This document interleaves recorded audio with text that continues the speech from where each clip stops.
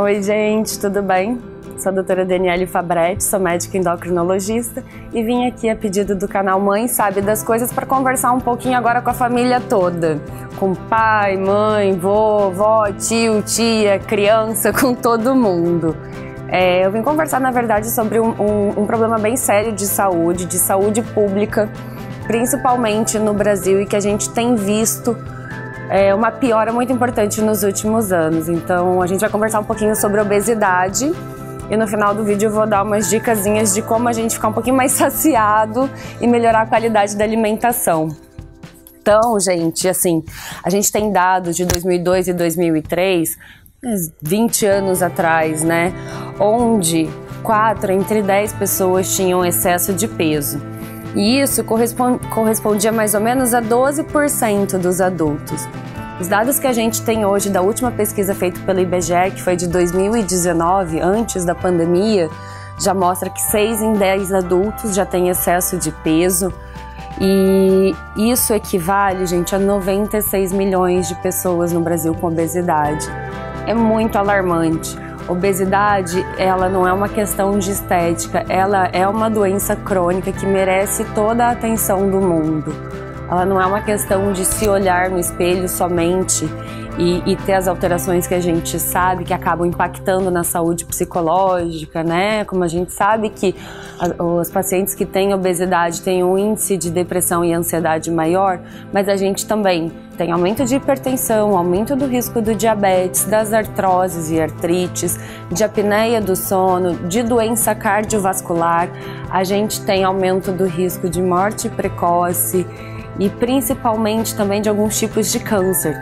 Então a gente tem que ficar muito atento com a alimentação dentro de casa, porque o que a gente coloca no prato hoje dentro de casa vai fazer toda a diferença no futuro das nossas crianças. Então, gente, nessa mesma pesquisa em 2019, 20% dos adolescentes já tinham excesso de peso. Isso equivale a 1,8 milhões de adolescentes. Já na faixa etária de 18 a 24 anos, 35% das pessoas estão com excesso de peso. Então, em cada 10 pessoas, pelo menos 3 já têm obesidade. É um dado muito alarmante. Isso vai ficando pior. Quando a gente pega dados de pessoas entre 40 e 59 anos, 70,3% dessas pessoas estão acima do peso. O que a gente tem notado nessa pandemia, o efeito da pandemia nas refeições das crianças e dos adolescentes foi que as crianças, principalmente de colégio público, que dependiam de merenda e não estão frequentando as escolas, estão tendo uma alimentação mais pobre em nutriente. Então elas acabaram ganhando peso e diminuíram a ingestão das fibras e aumentaram a ingestão das gorduras ruins e dos açúcares. Então essas crianças e adolescentes estão enfrentando mais obesidade. A gente tem dados de antes da pandemia de crianças de 5 a 9 anos dos colégios públicos do Brasil e 40% dessas crianças já estão com excesso de peso. Então a gente tem que ligar um alerta dentro de casa e tentar melhorar a alimentação. Quais seriam os pilares dessa alimentação saudável? A gente inclui muita fruta, muito legume, muita verdura.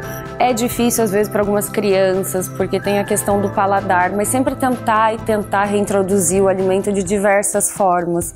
Então, se a criança não gosta da cenoura crua, raladinha, tenta fazer cozida. Se não gostou da cozida, faz ela meio refogadinha.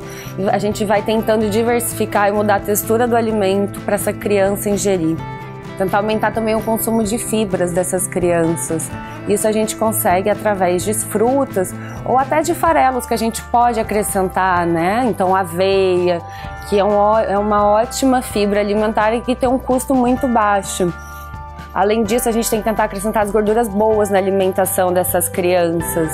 Então, a sardinha, que é um peixe super em conta, rica em ômega 3, a gente pode usar a sardinha como fonte de gordura boa, o abacate, algumas castanhas. Mas com as castanhas a gente tem que ter um cuidado maior porque elas são um pouquinho calóricas, então a gente tem que tomar cuidado com a quantidade. E outra coisa que a gente pode acrescentar também na alimentação da casa são as proteínas. Então a gente sabe que, por exemplo, a quinoa, que não é tão cara assim, é um grãozinho que a cada 100 gramas dele a gente tem praticamente 15 gramas de proteína. Então a gente pode tentar acrescentar na alimentação. Se a gente conseguir melhorar ingesta de fibra, gordura boa e proteína, a gente consegue ter mais saciedade. Esse é o tripé da saciedade. Bom, gente, então assim, essa questão de alimentação tem um mundo de coisas para falar, mas se vocês gostaram desse vídeo, se vocês querem mais dicas e quer que a gente venha aqui conversar mais com vocês sobre isso, dá um like, faz um comentário no vídeo e aí a gente desenvolve mais assunto em cima de alimentação.